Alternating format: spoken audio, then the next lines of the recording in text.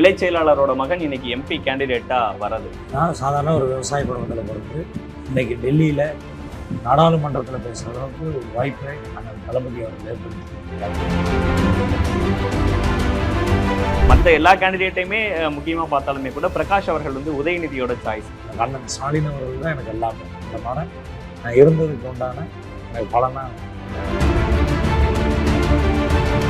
சாமி சாரோட சப்போர்ட் வந்து பிரகாஷ் அவர்களுக்கு இல்லை. இது வந்து நான் எதிர்கட்சியை சரியாக நினைக்கிறேன். எங்களுக்குள்ள ஒரு பிரிவினையை உண்டு பண்ணணும்னு நினைக்கிறாங்க. அப்பா ஸ்தானத்தில் வச்சு தான் அந்த தேர்தலையே சந்திச்சுக்கிட்டு இருக்கிறேன். இப்போ நீங்கள் இருக்கக்கூடிய தொகுதி வந்து தங்கமணி அவர்களுடைய கோட்டைன்னு சொல்கிறாங்க. என்னோட கோட்டை எனக்கு ஒன்றும் புரியல. அதாவதுங்க, இன்னைக்கு பொருளாதாரத்தில் அவங்க வந்து தவறான வழியில் சம்பாரிச்சு கொண்டு வந்து இன்னைக்கு அது வந்து பொருளாதாரத்துக்கு கோட்டைங்கிற மாதிரி காட்டுறாங்க. இப்போ வந்து செந்தில் பாலாஜி அவர்கள் இங்கே இருந்தார்.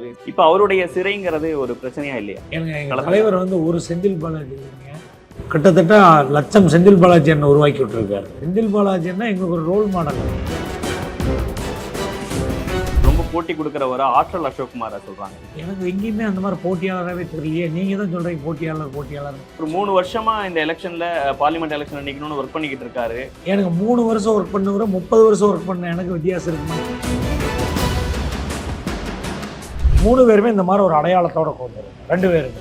ஆனால் அவர் அடையாளத்தையும் வச்சுக்கல, எதையுமே ஒரு பாஜக இருக்கும்போதும் போஸ்ட் அண்ணாமலை அவர்கள் போட்டோ போடாம மோடி போட்டோ போடாம இருக்காருங்கிறதா பிரச்சனை. இல்லை, அதுக்கு நான் ப்ரூஃப் காட்ட முடியும். எனக்கு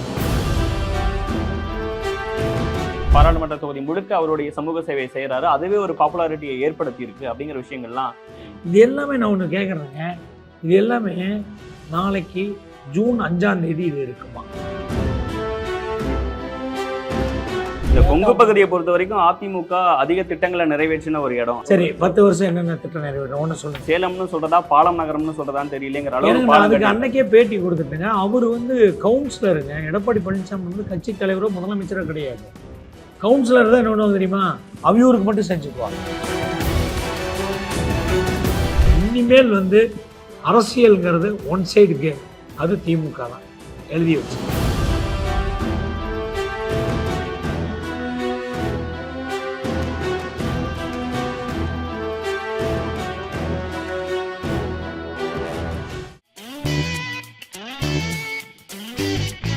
ஹலோ, என்ன சார் பண்றீங்க?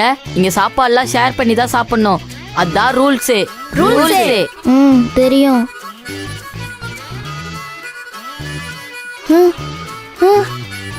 நாம் கட்டும் வரியில் நமக்கு ஒதுக்கப்படும் நிதி இவ்வளவுதான். சிந்தித்து வாக்களியுங்கள். இந்தியாவை காக்க ஸ்டாலின் அழைக்கிறேன். வணக்கம், இது தி டிபேட். நான் தினேஷ். சிறப்பு நேர்காணலில் இன்று நம்மோடு இணைந்திருப்பவர் ஈரோடு மக்களவை தொகுதியின் திமுக சார்பாக வேட்பாளராக களமிறங்கி இருக்கக்கூடிய திருமிகு KE பிரகாஷ் அவர். சார் வணக்கம். வணக்கம். எப்படி இருக்கீங்க? நல்லா இருக்கு. பிரச்சாரம் இறுதி கட்டத்தை நெருங்கிட்டு இருக்கு. களம் உங்களுக்கு ஃபேவரா இருக்குன்னு நினைக்கிறீங்களா? கண்டிப்பா, ஒவ்வொரு நாளும் கள சாதகமா அமைஞ்சிட்டு இருக்கு. இப்ப பிரகாஷ் அப்படிங்கிறவர் யாருன்னு மக்களுக்கு தெரியாதவங்களுக்கு நீங்க சொல்லணும்னா பிரகாஷ் பத்தி சொல்லுங்க. தலைவரே வந்து கூட்டத்தில் சொல்லிட்டாரு. பொதுக்கூட்டத்தில் தேர்தல் பரப்புரையில் கூட்டத்தில் தலைவரே சொல்லிட்டாரு. நான் சாதாரண ஒரு விவசாய குடும்பத்தில் பிறந்து ஒரு கிளை செயலாளருடைய மகனுக்கு இன்னைக்கு டெல்லியில் நாடாளுமன்றத்தில் பேசுகிற அளவுக்கு ஒரு வாய்ப்பை அண்ணன் தளபதி அவர்கள் ஏற்படுத்தி கொடுத்துருக்காங்க. நமது கட்சி அடிப்படை உறுப்பினர்கள் கூட மேலே தூக்கி நிறுத்த முடியும். அவங்களுக்கு வாய்ப்பு கொடுக்கும்போது நானும் ஒரு உதாரணமாக இருக்கேன். அப்பா கிளை செயலாளர். ஆமாங்க. கிளை செயலாளரோட மகன் இன்னைக்கு MP கேண்டிடேட்டா வர்றது, இது எப்படி இருக்கு? இந்த டிராவல் எப்படி இருக்கும்? இது வந்துங்க, ஒவ்வொருத்தருக்கும் நம்பிக்கையை ஏற்படுத்துது. ஒவ்வொரு கட்சி தொண்டனுக்கும் ஒரு நம்பிக்கை ஏற்படுது. கட்சி நிர்வாகிகளுக்கு நம்பிக்கை ஏற்படுத்துது. உழைத்தால் கண்டிப்பாக கட்சியில வந்து முக்கியத்துவம் கிடைக்குங்கிறது இது ஒரு உதாரணமாக நான் நினைக்கிறேன். இப்போ நீங்க MP கேண்டிடேட்டா இருக்கிறத பத்தி நீங்க வீட்டுல பேசும்போது என்ன சொன்னாங்க? உங்களை அறிவிக்கும் போது இந்த விஷயங்கள்லாம் என்ன சொன்னாங்க? எல்லாருமே அதாவது உணர்ச்சி வசப்பட்டாங்க. எவ்வளவு பெரிய வாய்ப்பை வந்து அண்ணன் தளபதி அவர்கள் கொடுத்துருக்காரு. கடினமான உழைப்பு ஒன்று. தலைவரை வந்து நம்பி அவர் சொல்லிட்டாரா, நான் வேத வாக்கு தான். எனக்கு தலைவரை தவிர வேறு யாருமே, எனக்கு அண்ணன் ஸ்டாலின் அவர்கள் தான் எனக்கு எல்லாமே. அந்த மாதிரி நான் இருந்ததுக்கு உண்டான எனக்கு பலனா நினைக்கிறேன். திமுகனாவே வாரிசு அரசியல். அங்க வந்து நம்ம கட்சிக்கு போனோம்னா வளர முடியாது, நமக்கு வந்து பொறுப்புகள் கிடைக்காது, அடுத்தடுத்த ஸ்டெப்ஸ்க்கு போக முடியாதுன்னு தொடர்ந்து இங்க ஒரு ப்ரொபகண்டா செய்யப்பட்டுக்கிட்டே இருக்கு. நீங்க ஒரு 13 வயசுல திமுகல இணையறீங்கன்னு எனக்கு தெரிஞ்சு சரியா இருக்கு. இணையிலைங்க. அதாவது அடுத்த தலைமுறையில உறுப்பினர் ஆகும். உறுப்பினர் ஆவறீங்க. 13 வயசுல உறுப்பினர் ஆவறீங்க. அதுக்கப்புறம் உங்களுடைய தொடர்ந்து உழைப்ப கொடுத்துட்டே இருக்கீங்க. கட்சி இந்த இடத்துல உங்களுக்கு இன்னைக்கு எம்பி கேண்டிடேட்டா வந்திருக்கு. இப்படி ஒரு ப்ரொபகண்டா வைக்கிறவங்களுக்கு நீங்க என்ன சொல்லணும்னு நினைக்கிறீங்க? திமுக வந்து ஒரு வாரிசு அரசியல் தான். உதாரணத்துக்கு அதுக்கு வந்து என்ன எடுத்துக்காட்டா என்ன சொல்றேன்னா, உழைப்பு உழைப்பு உழைப்பு. அப்பாவுடைய உழைப்பு வச்சு யாருமே வளரவில்லை. மகன் அடுத்த தலைமுறை அடுத்து என்னோட பையன் பாருங்க, கிட்டத்தட்ட ஆமா, நீ காலையில 3 இருந்து வயசுல பார்த்துட்டு இருந்து அவன் வந்து 10th கிட்டத்தட்ட படிக்கிறேன்னு தலைவரை போய் அவன் முத பார்த்தது 4 வயசுல. அந்த போட்டோஸ் எல்லாம் இன்னும் இருக்கு. இன்னைக்கு வரைக்கும் அவன் நீங்களே பார்த்துருப்பீங்க. அவன் எங்கிட்ட ஒரு இடத்துல கூட உரிமையை எடுத்துக்கிட்டதே கிடையாது. நாளைக்கு அவனை கொண்டு போய் நான் வேற கட்சியிலேயே சேர்த்த முடியும். ஏன்னா அவனுடைய உழைப்பு அவன் மேலே வரட்டும், அவ்வளோதான். ஒரு நாள் கூட இந்த 30 நாளில் ஒரு நாள் கூட என்னோட கார்லேயோ என்னுடைய பவரையோ யூஸ் பண்ணதே கிடையாது. ஏன்னா நான் அப்படித்தான் வளர்ந்தேன். நான் திமுக வந்து தளபதி எப்படி தலைவருடைய மகன்கிறது அடுத்த கட்டம் தான். அவருடைய உழைப்பு உழைப்பு உழைப்பு உழைப்பிலேயே தான் வந்தார். தமிழ்நாட்டில் அவர் கால்படாத கிளைகள் கிடையாது. ஸ்டாலின் அண்ணனுடைய கால்படாத கிளைகள் கிடையாது. அதே மாதிரி தான் இன்னைக்கு உதயநிதி அண்ணனுடைய கால்படாத இடமே இல்லாத அளவுக்கு இன்னைக்கு சுற்றுப்பயணம் பண்ணிக்கிட்டு இருக்காரு. எல்லா இடத்துலையுமே தலைவருக்கு வந்து அதாவது என்ன சொல்றது, ஒரு பக்கபலமா நிழலா இருந்து இன்னைக்கு செயலாற்றிக்கிட்டு இருக்காரு. அதே மாதிரிதான் எங்க அப்பா வந்து என்னை வந்து 13 வயசுல என்னை வந்து உறுப்பினர் ஆக்கி விட்டாங்க. அதுல இருந்து இன்னைக்கு வரைக்கும் நானா உழைப்புல தான் வந்திருக்கேன். தவிர உங்களுக்கு கட்சியில அடுத்த ஸ்டெப்ஸ்ங்கிறது எப்படி இருந்தது சார்? ஃபர்ஸ்ட் நீங்க உறுப்பினர் ஆவறீங்க, அதற்கு பிறகு உங்களுடைய கட்சியில உறுப்பினர் ஆனங்க.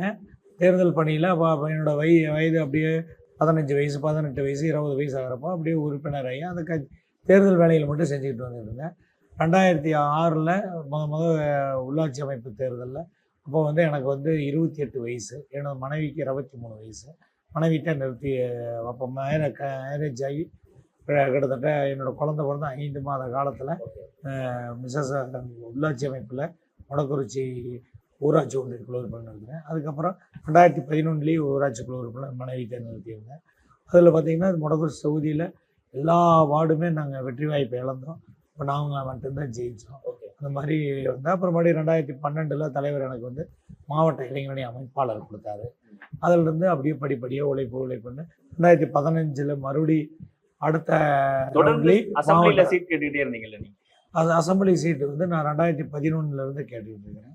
3 முறை அசம்பிளி, 2 முறை நாடாளுமன்றத்துக்கு கேட்டிருந்தேன். 3வது முறை நாடாளுமன்றத்துக்கு எனக்கு கிடைச்சது. இளைஞரணி துணை செயலாளரா நீங்க மாறினதற்கு பிறகாக எல்லாராலையும் கவனிக்கப்படுற ஒரு பர்சனா பிரகாஷ் மாறுறார். இளைஞரணிக்கு வந்ததற்கு பிறகு உங்களுடைய பணிகள் எப்படி வந்து மற்ற எல்லா கேண்டிடேட்டையுமே முக்கியமா பார்த்தாலுமே கூட பிரகாஷ் அவர்கள் வந்து உதயநிதியோட சாய்ஸ், அவரை வந்து தோக்கடிச்சிடக்கூடாதுங்கிறதுல திமுக ரொம்ப தீவிரமா இருக்காங்க. குறிப்பா உதயநிதி ஸ்டாலின்ங்கிற செய்திகளா பார்க்க முடியுது. அதுல உண்மை இருக்கா? இல்லைங்க, தோக்கடிச்சிருவாங்க இடத்துல யாருமே இல்லை. ஓகே, எல்லாருமே அதாவது எங்க நிர்வாகிகள் இல்லைங்க. எங்க நிர்வாகிகள் சரி, கூட்டணி கட்சியும் சரி, எங்க மாவட்ட செயலாளர் முத்துசாமி சரி, இரவு பகலாக வேலை செய்கிறாங்க. டெய்லி 1 மணிக்கு தான் படுக்கிறோம். காலையில் 4:30 to 5 மணிக்கு எல்லாரும் எந்திரிச்சிடலாம். 6 மணிக்கு அவங்க பிரிஞ்சு வேலையை செய்ய ஆரம்பிச்சிடலாம். எந்த இடத்துலையும் ஒரு இடத்துல கூட நான் அப்படி தோற்கடிக்கப்பட்ட நிர்வாகிகள்னு நான் நினைக்கவே இல்லை. நிர்வாகிகள் அவங்கெல்லாம் எனக்கு வந்து 30 ஆண்டு காலம் நான் அவங்களோட கலந்து வேலை செஞ்சுருக்கிறேன். அவங்களுடைய உணர்வு என்னன்னு எனக்கு தெரியும். ஒவ்வொருத்தரையும் நான் புரிஞ்சு வச்சிருக்கிறேன். எல்லாரும் அந்த மாதிரி தான் வேலை செய்யணும். இல்ல, இளைஞரணியினருக்கு வாய்ப்பு கொடுக்கணும்னு சேலம் மாநாட்டுல ரொம்ப வெளிப்படையா உதயநிதி ஸ்டாலின் அவர்கள் கேட்டார். அப்படி அவர் கேட்டு அடுத்து வர எலெக்ஷன்ல உதயநிதி அவர்களோட சாய்ஸ்ன்னு உங்களை சொல்றாங்க. தலைவர் தளபதி அவர்கள் வந்து இளைஞரணி தொடங்கின காலத்துல இருந்து தலைவரே நிறைய பேருக்கு இளைஞரணியில் வாய்ப்பு வாங்கி கொடுத்துருக்காரு. உதாரணம் சொல்லப்போனால் 1996 சுரேஷ் ராஜன் இளைஞரணியிலிருந்து மாவட்ட துணை அமைப்பாளராக இருந்து எம்எல்ஏ ஆகி மந்திரியான அமைச்சரானார். அப்புறம் NKK ராஜன், இந்த மாதிரி நிறைய பேர் வந்து இளைஞரணியிலிருந்து உருவாக்கப்பட்டவங்க தான் அதிகம். நம்ம தாமோ அன்பரசன் பட்டியல் மிக நீளமாக போயிட்டுருக்கு. அதில் அண்ணன் இன்னும் கொஞ்சம் அதிகமாக வேணும்னு உதயண்ண அழுத்தம் கொடுத்தாங்க. அதில் வந்து கூட்டணி இடர்பாடுகள், கூட்டணியெல்லாம் அனுசரித்து போகிறது இதெல்லாம் இருக்கிறதுனால கொஞ்சம் இப்போ வாய்ப்பு வந்து எனக்குமே திருவண்ணாமலை இப்போ சிட்டிங்கில் எம்பியாக இருக்கார், அவருக்கு வாய்ப்பு கிடைச்சோம்.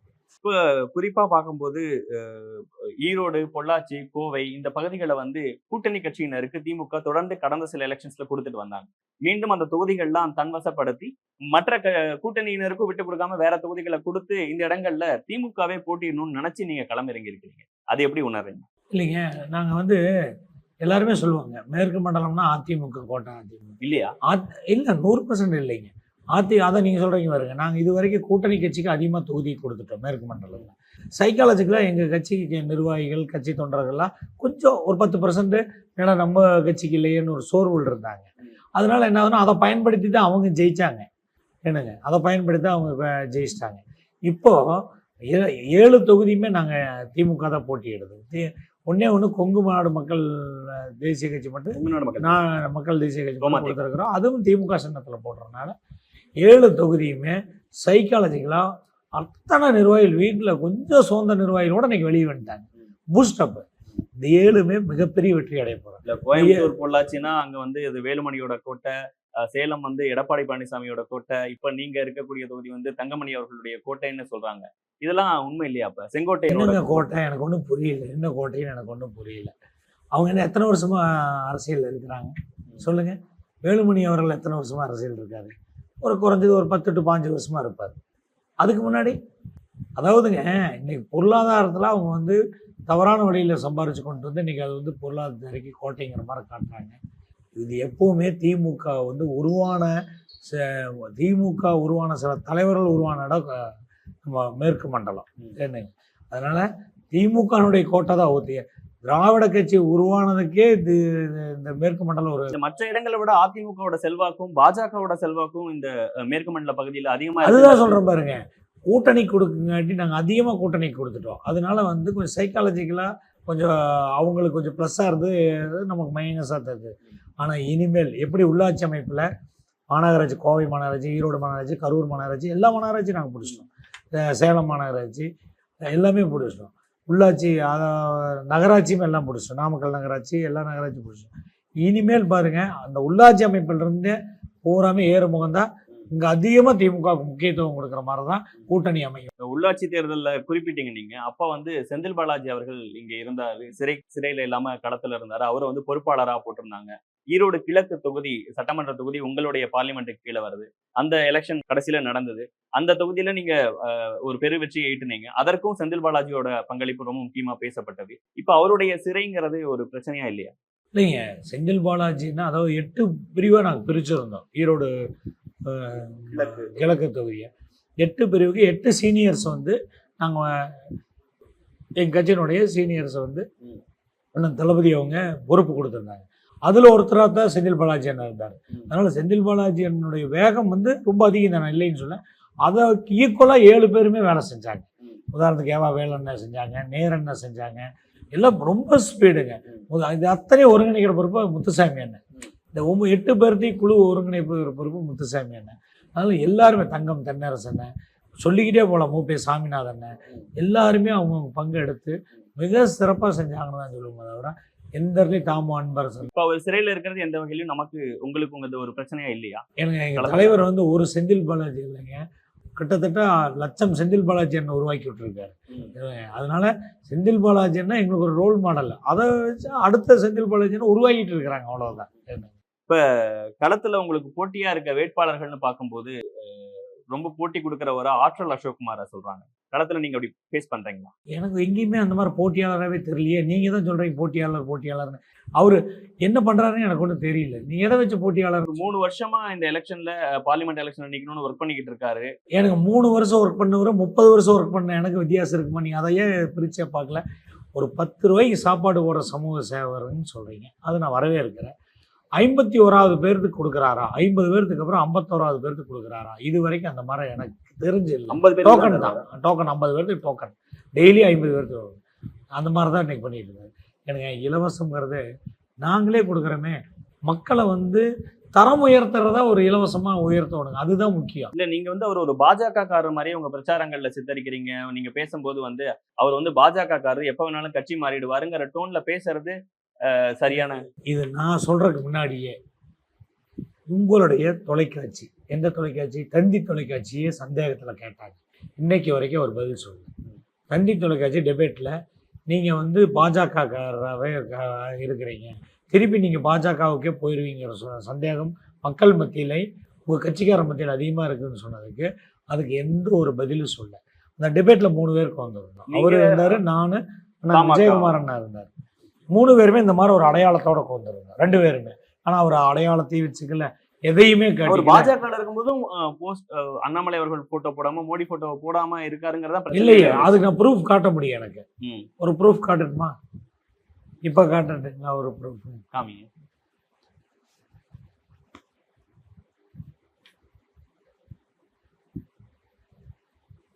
ஒரு கட்சியில இருந்தாரு, அந்த கட்சிக்கு விசுவாசமா இருந்தாரு. அதற்கு பிறகு இன்னொரு கட்சிக்கு மாறுறாரு. தொடர்ந்து தன்னுடைய மக்கள் சேவையை செஞ்சுக்கிட்டு இருக்காரு.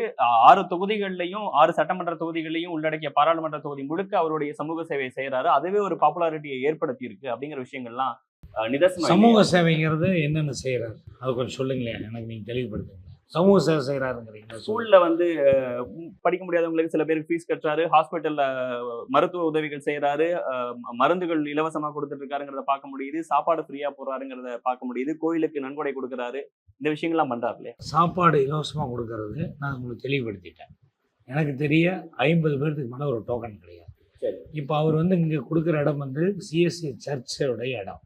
அதில் பத்திரத்தை அக்ரிமெண்ட் வந்து முறைகேடாக போட்டிருக்காருன்னு சொல்லி சர்ச்சில் இருந்து எனக்கு ஒரு தகவல் அனுப்பிச்சிருந்தாங்க. அந்த டாக்குமெண்ட்டையும் அனுப்பிச்சிருந்தாங்க. ஒன்று 50 பேர்த்தோடு முடிஞ்சு 51வது பேர் போகிறதுக்கு கிடையாது, டோக்கன் இல்லை, க்ளோஸ் பண்ணிடுவாங்க. அதே மாதிரி கோயிலுக்கு நாங்கள் வந்து 25-30 ஆண்டு காலமாக நாங்கள் பண்ணாதில்லை, நம்ம முத்துசாமி என்ன பண்ணாது கிடையாது. நேற்று ஒரு கோயிலுக்கு போயிருந்தோம், அதாவது போய் இறங்கி சாமி கும்பிட்றதுக்கு பிரச்சாரம் தொடங்குற இடத்துல அவங்க அதில் வந்து ஒரு அக்கா கேட்டாங்க, பிரகாஷ் இந்த கோயில் உங்களுக்கு ஞாபகம் இருக்கான்னு கேட்டாங்க. தெரியலிங்கான்னு சொன்னேன். கிளாம்பாடின்னு ஒரு பேர் வச்சு, இந்த கோயிலுக்கு நீங்கள் 5 வருஷத்துக்கு முன்னாடியே நீங்கள் 10,000 ரூபா டொனேஷன் கொடுத்துருந்தீங்க. நீங்களே மறந்துட்டீங்க. ஆமாம், நாங்கள் ஒரு கோயிலுக்கு கொடுத்துருந்தா தான் ஞாபகம் வைக்கணும். இவங்களாட்ட நாங்கள் லிஸ்ட்டு போட்டு எழுதுறதெல்லாம் கிடையாது. இவங்க கணக்கு வச்சுருக்காங்க 136 கோயிலுக்கு. அப்புறம் தான் எனக்கு ஸ்ட்ரைக் ஆச்சு. தந்தி டிவில அப்புறம் தான் எனக்கு ஸ்ட்ரைக் ஆச்சு. 20,000 கொடுத்துட்டு ஃப்ளக்ஸ் வச்சுக்கிறவங்க 25,000 கொடுக்க வேண்டியது. அப்போ அது பாருங்க, நீங்கள் நம்ம அதுக்கு ஒரு எவிடன்ஸ் ஒரு பேட்டியே கொடுத்துருக்காரு. எங்கேன்னா கனகபுரம்னு ஒரு ஊர், வடக்குறிச்சி, அங்கே போய் ஒரு ஃப்ளக்ஸ் வச்சுருக்காரு. ஒன்றும் பண்ணுறேன்னு சொல்லிட்டு பண்ணாமல் விட்டு அவங்க அந்த ஃப்ளக்ஸையெல்லாம் கிழிச்சிட்டாங்க. அப்புறம் அந்த ஊருக்காரரை 80% கோயில் வேலையை முடிச்சிட்டாங்க. வெறும் 25,000 ரூபா கொடுத்துட்டு 20,000 ரூபா ஃப்ளக்ஸ் வைக்கிறாங்க. அது வந்து விளம்பரம், அது நான் எடுத்துக்கிறேன். அப்புறம் தான் எனக்கே ஸ்ட்ரைக் ஆச்சு. 2011 எங்கள் ஊரில் காமாட்சி அம்மன் கோயில்னு சொல்லி ஒரு அருந்ததி காலையில் ஒரு கோயில், அது வந்து முழுசாக எனக்கு வேணும்னு கேட்டாங்க. நான் 2011 அதுக்கு 3 லட்ச ரூபா செலவு பண்ணி கோயில் கட்டி கோயில் கட்டி கும்பாபிஷேகம் பண்ணி கொடுத்தேன். இது மாதிரி அப்புறம் நினச்சா நிறைய பண்ணியிருக்கிறோம். நாங்கள் இந்த லிஸ்ட்டை எழுதி வச்சு பண்ணுறப்போ அது பிளானிங்னு தெரியும். இது எல்லாமே நான் ஒன்று கேட்குறேங்க, இது எல்லாமே நாளைக்கு ஜூன் 5ஆம் தேதி இது இருக்குமா, இது தொடருமா? தொடராதுன்னு நினைக்கிறீங்களா?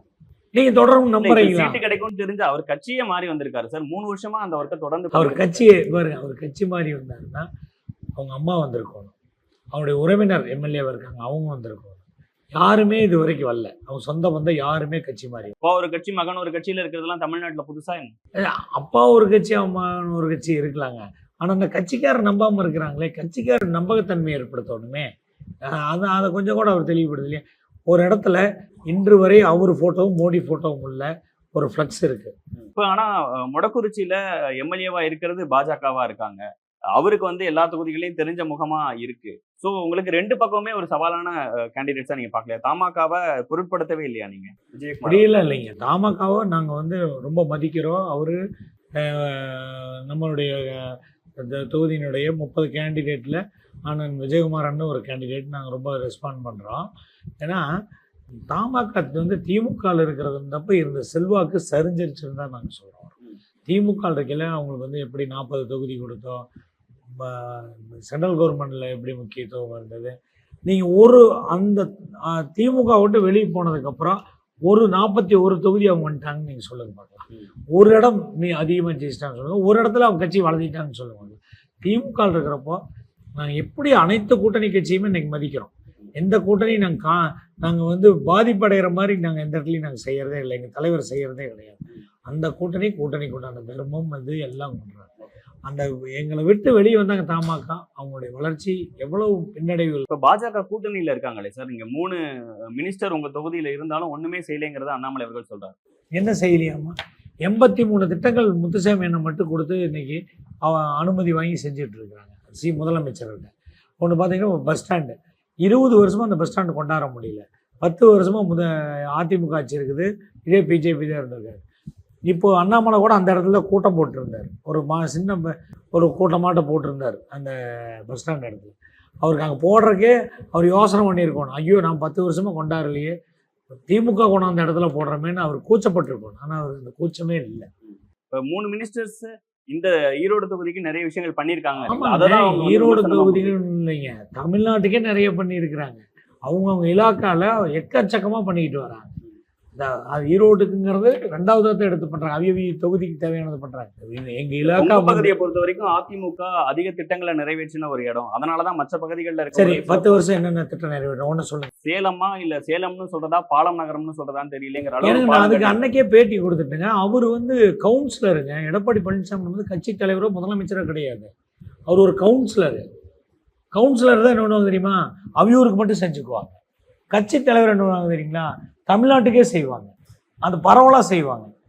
அவர் கவுன்சிலர், அவரு அவங்க ஊருக்கு செய்யறாரு, எல்லா இடங்களுக்கும் நீங்க கேட்டது வேணா, கோயம்புத்தூர்ல நீங்க வேலுமணி கேட்டது செஞ்சிருக்காரு, நீங்க இந்த ஊருக்கு கேட்டது தங்கமணி செஞ்சிருக்காரு, செங்கோட்டையன் செஞ்சிருக்காருங்கிறது அதெல்லாம் பார்த்தீங்கன்னா அவியூருக்கு மட்டும்தான் செஞ்சுக்குவாங்க.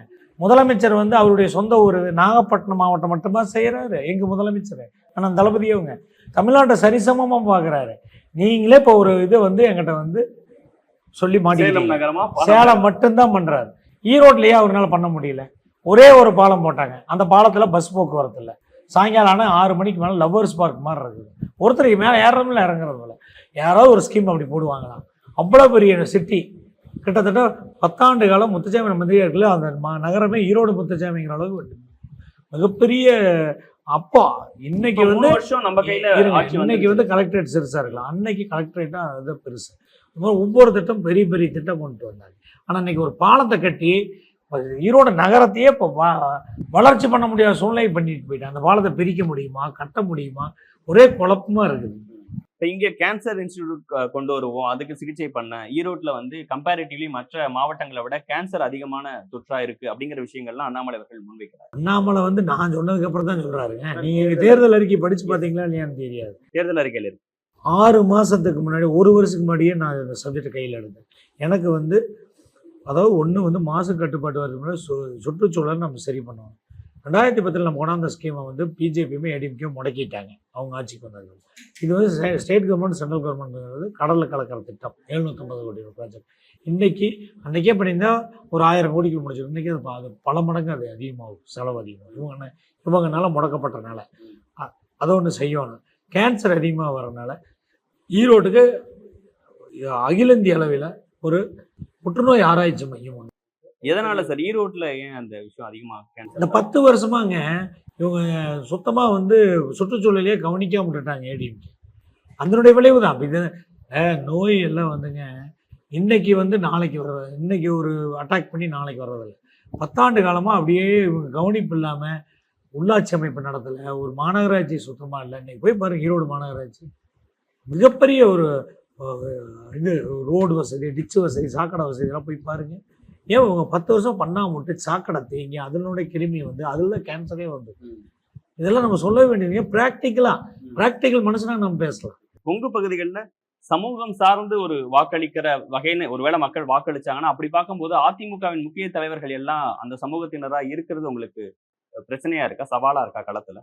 என்ன சமூகங்கிறது எல்லா கட்சியிலையும் இருக்கிறாங்க, எல்லா கட்சியிலையும் எல்லா சமூகமும் இருக்குது. ஏன் எங்கள் கட்சியில் இல்லையா? எங்களுக்கு முத்துசாமின்னா அதே சமூகம் தான், செந்தில் பாலாஜினா அதே சமூகம், சாமிநாதனும் அதே சமூகம், மாதிரி எல்லாமே இருக்கிற. எங்களும் லீடர் பெரிய பெரிய லீடர்லாம் இருக்கிறாங்க, சக்கரபாணியன் இருக்கிறாங்க, அதனால் எங்களுக்கும் பெரிய பெரிய லீடர்கள்லாம் இருக்கிறாங்க. அதனால் சமூகங்கிறது எல்லாம் சரிசமமாக தான் இருக்குது. அவங்களுக்கு இந்த சமூகத்தில் 5% இருக்குது, எங்களுக்கு 16% இருக்குது, அந்த மாதிரி தான் இருக்குது. சரிங்களா? அதெல்லாம் ஒரு மாயை. களத்துல பாஜக வளர்ந்துருக்குன்னு நினைக்கிறீங்களா? ஏன்னா தொடர்ந்து அந்த பிரச்சாரங்களை முன்வைக்கிறாங்க. ரிசல்ட்டுக்கு அப்புறம் திமுகவும் அதிமுகவும் சேரும். பாஜக வளர்ந்துருக்குன்னு சொல்ல முடியாது, வளர்ற மாதிரி ஒரு மாயை கிரியேட் ஆகிருக்கு. அதுக்கு காரணம் வந்து ஏடிஎம்கே. அதிமுகனுடைய ஓட் பேங்கை முழுசாக பறிச்சுட்டு போயிட்டாங்க. அதிமுக வந்து கிட்டத்தட்ட ஃபைல் க்ளோஸ் ஆகிற ஸ்டேஜ் தான். 2026 அவங்களுடைய ஃபைல் க்ளோஸ் ஆகுது. ஏன்னா எல்லாமே பிஜேபி எடுத்துகிட்டு போயிட்டாங்க. நேரடியாக நாங்களாம் பிஜேபியான்னு வரும், ஆனால் பிஜேபியுமே பெருசாக வராது, அவங்க நோட்டாவோட தான் போட்டி போடுவாங்க. இனிமேல் வந்து அரசியல்ங்கிறது ஒன் சைடு கேம், அது திமுக தான். எழுதி வச்சு. நீங்க வேற இளைஞரணி துணை செயலாளர், உங்கள்ட்ட கேட்கணும்னு நினைக்கிறேன். விஜய் அரசியலுக்கு வராரு, ஒன் சைடு கேமிங்கிறீங்க. அதில் நான் நோ கமெண்ட்ஸ், அதெல்லாம் எங்கள் தலைவர் கொடுப்பாங்க. அவர் வரட்டுங்க, அப்புறம் பார்க்கலாம். ஃபீல்டில் உள்ள வரட்டும், அப்புறம் பார்க்கலாம். ஈரோடு தொகுதியில உங்களுடைய கனவுகளா, நீங்க வெற்றி பெறும் பட்சத்துல என்னென்ன விஷயங்கள்லாம் செய்யணும்னு உங்களுடைய கனவுகளா இருக்குன்னு?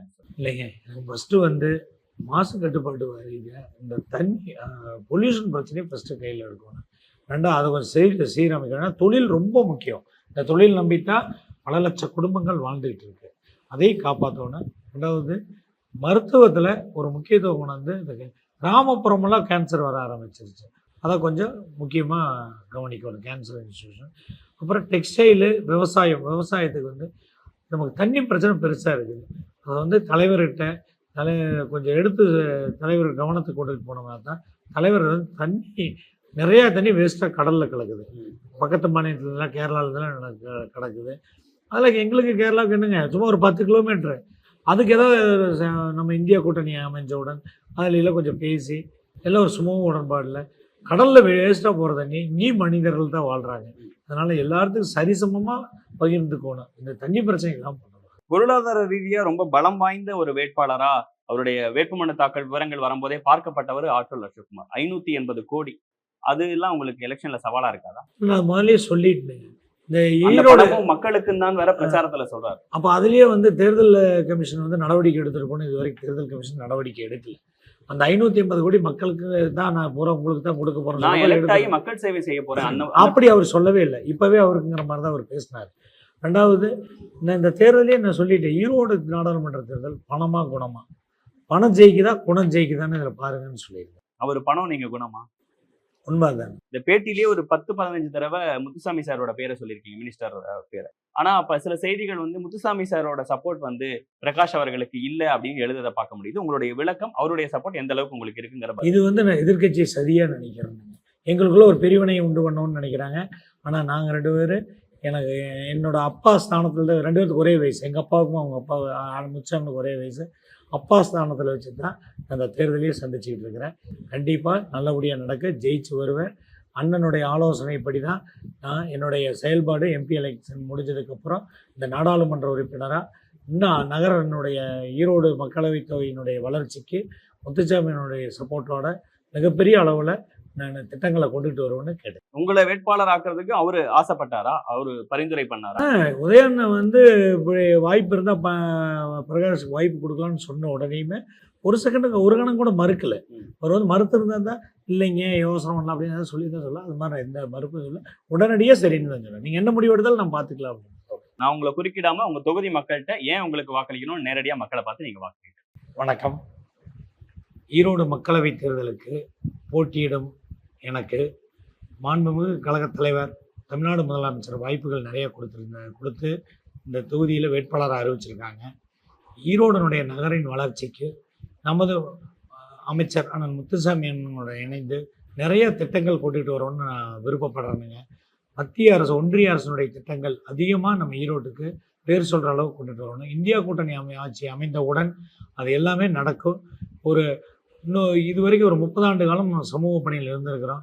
இனி அடுத்த 30 ஆண்டு காலம் இந்த ஈரோடு மாநகருக்கு, ஈரோடு நாடாளுமன்றத்துக்கு தாராபுரம், காங்கயம், முடக்குறிச்சி, ஈரோடு கிழக்கு, ஈரோடு மேற்கு, குமராபாளையம் இந்த நகர மக்களுக்கு என்னால் முடிந்த அளவு அதாவது பேர் சொல்கிற அளவு ஏதாவது ஒரு உதவிகள், ஒரு நலத்திட்டங்கள் செய்வோன்னு நினைக்கிறேன்.